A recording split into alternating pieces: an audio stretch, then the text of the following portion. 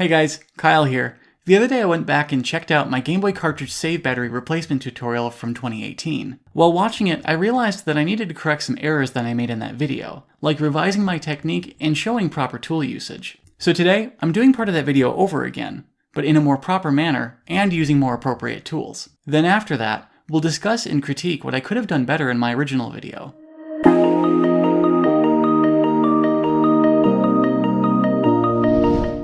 As I mentioned before, this video will be delving into the correct soldering practices to use when replacing save batteries in Game Boy cartridges. If you haven't already, I recommend that you watch my original tutorial, because all of the bits about the tools you need, the batteries, where to find them, and all sorts of other details that I share in it still do apply to this video. So I've put a link to the original in the description below.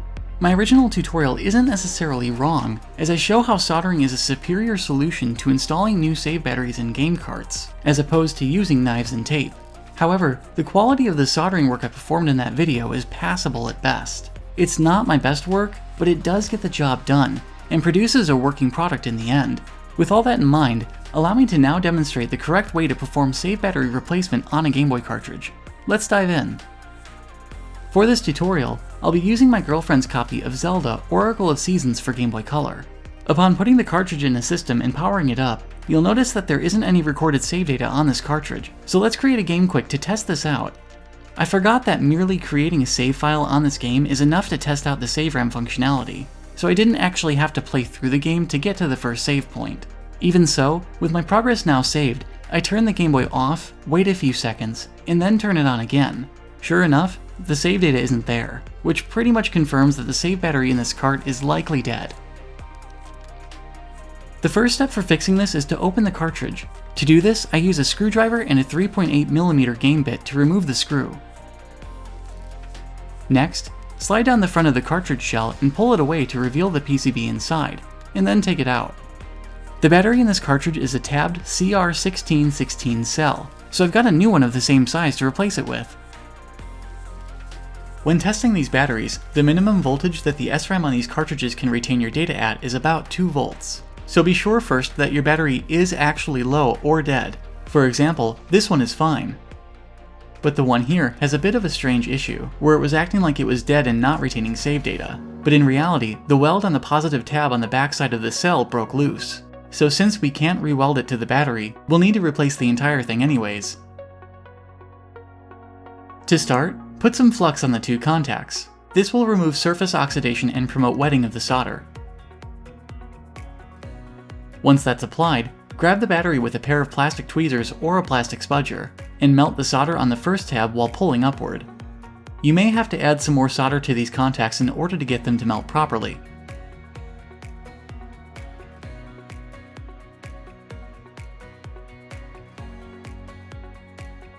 Then just do the same thing to the other tab on the board, and pull the old battery away.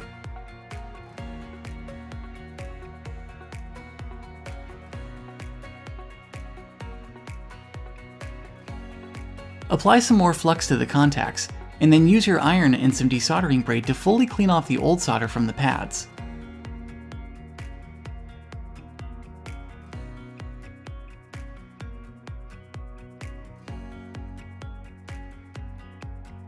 Now use some isopropyl alcohol and cotton swabs, or a toothbrush, to remove all of the excess flux and debris from the board.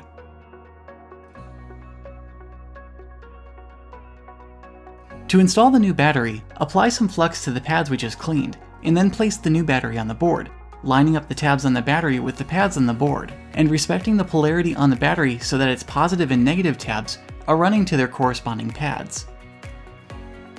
With the new battery in place, add solder to both sides, making sure that both tabs and pads are heated when the solder is applied, and that solder flows between the two so that they weld together when the solder cools.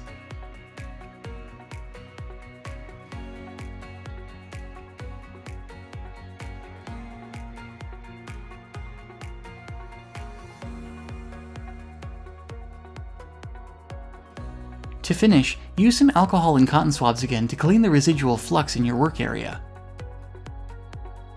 With the new battery now installed, here's what it should look like.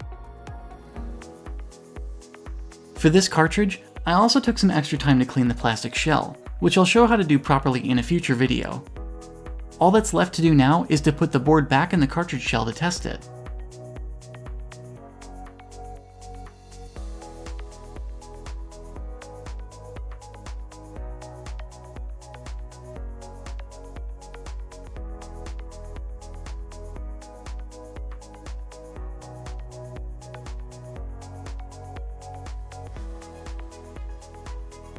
This time around, I won't play through the entire intro to get to the save menu. Instead, it's sufficient to just create a save file in the main menu to see if the data stays in save RAM after power cycling. Like before, I power off the console, wait a few seconds, and then power it back on to see if the save data is preserved. And sure enough, there it is. Now that you've seen better soldering practices demonstrated, I want to highlight some specific mistakes that I made in my original video. 1. My iron wasn't hot enough. It should have been at least between 400 to 500 degrees Fahrenheit to properly melt the solder. The rule of thumb is, the smaller the tip you use, the higher your iron temperature will have to be to transfer heat and melt the solder.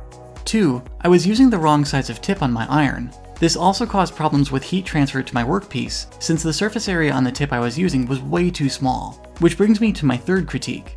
Because of problems with heat transfer, I had to use more force on the cartridge PCB, which you should try to avoid whenever you're soldering, since you could damage your workpiece. 4. Because I was putting more force on the workpiece, I was also leaving my iron in place for much longer than the recommended maximum of 2 seconds of contact. If you heat pads for more than 2 seconds, you run more risk of damaging them, so try not to do that. The fifth thing is that I also didn't remove old solder before adding new solder. Always clean off old solder from contacts first, otherwise it will mess up new solder joints. You can do this by using flux or desoldering braid, as I showed earlier. And 6, I didn't keep my iron tip clean. In some of those original shots, it looked pretty dirty, which can affect new solder joints as well. Now I know better. There was also a point where I accidentally left a PCB inside of the back half of its cartridge shell while I worked on it. I should have put a note in my original video about this, but out of pride for some reason, I didn't. This was a mistake, and you guys ripped me in the comments for it. So remember to isolate your workpiece from fragile components, especially those made out of plastic, whenever you're able to. Since my original tutorial, I've invested in better tools, including a new soldering iron, the Hakko FX888D soldering station. I've also had a lot more practice with these tools and have spent a great deal of time studying the art of soldering. So while I'm no expert on the topic, I feel that my skills have grown enough to warrant doing this tutorial over again. With that, thanks for watching everyone. I appreciate all of your support on my channel. If you liked this video, please click the like button below, and consider subscribing for more content like this in the future. As always, you all stay awesome, and I'll see you in my next video.